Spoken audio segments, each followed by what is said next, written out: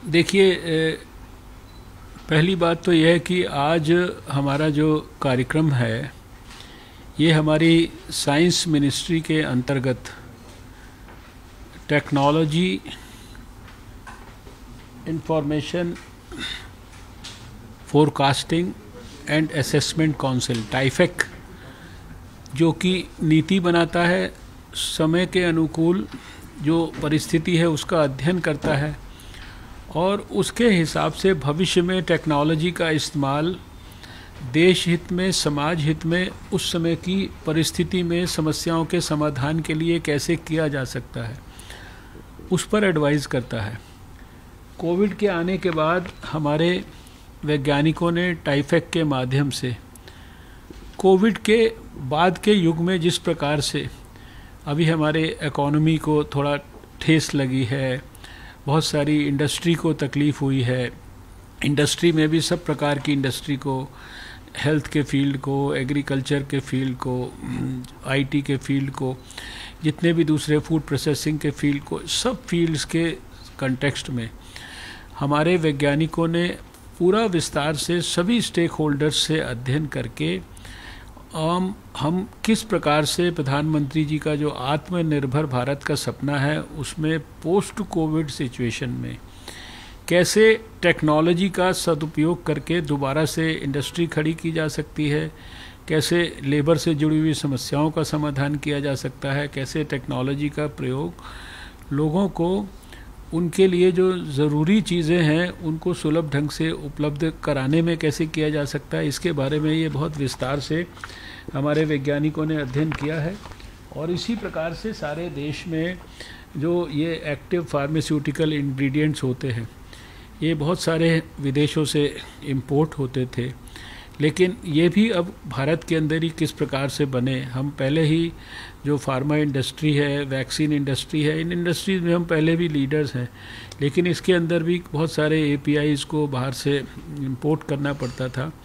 अब जो नई परिस्थिति बन रही है और उसमें जो आत्मनिर्भर भारत और स्वदेशी के प्रति लोगों का कमिटमेंट है और उसके लिए जो जिस तरीके से जो है देश में बराबर शुरुआती दौर से प्रधानमंत्री जी ने, चाहे वो फाइनेंशियल इंक्लूजन की स्कीम हो, चाहे वो डिजिटल इंडिया हो, चाहे वो गांव-गांव तक जो है जो ऑप्टिकल फाइबर पहुंचाने का काम हो, ये सारे काम जो इस प्रकार से एक फाउंडेशन जो है भारत के अंदर ले की गई है, तो अब इकोनॉमी का रिवाइवल भी होगा, आत्मनिर्भर भारत भी बनेगा और वैज्ञानिक भी अपनी लेबॉर्ट्रीज़ के माध्यम से नई टेक्नोलॉजीज़ को देकर और देश को इसमें पर्याप्त मात्रा में सहायता करेंगे। आपने जो बात की कोविड की, तो आज एक तरफ अगर 8 लाख का आंकड़ा या 8 लाख को कंपैरिजन करिए दुनिया से, दुनिया के अंदर शायद दूसरे नंबर पे है हमारी आबादी 135 करोड़ और उसके अंदर 8 लाख केसेस, उस 8 लाख में भी 5 लाख तो ठीक होके घर चले गए हैं। हमारा 63% के आसपास रिकवरी रेट अब पहुंच रहा है। हमारा जो मोर्टालिटी रेट है वो 2.72% आज है, यानी इन 3 लाख एक्टिव केसेस में से भी अधिकांश तो ठीक होकर आने वाले समय के अंदर घर जाने वाले हैं। हमें केसेस की नंबर की परवाह नहीं है, हम तो नंबर को बढ़ाने के लिए अपनी टेस्टिंग को हमने बढ़ाया। आज 2,70,000 तक जो है टेस्ट रोज़ भारत में हो रहे हैं। हम तो सारी सरकारों को कह रहे हैं खूब टेस्ट करिए, ज़्यादा से ज़्यादा टेस्ट करिए ताकि ज़्यादा से ज़्यादा केसेस डिटेक्ट हों, ठीक समय पर वो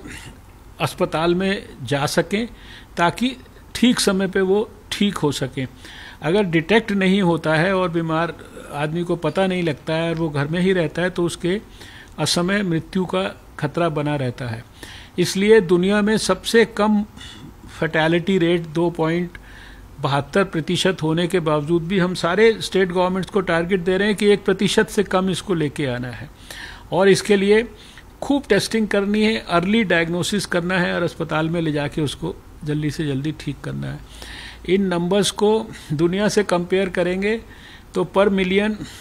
पूरे दुनिया के एवरेज से भी हम बहुत कम हैं। डेथ्स के मामले में भी हम पर मिलियन सारे दुनिया के साथ बहुत कम हैं। इसलिए कोई चिंता की बात नहीं है।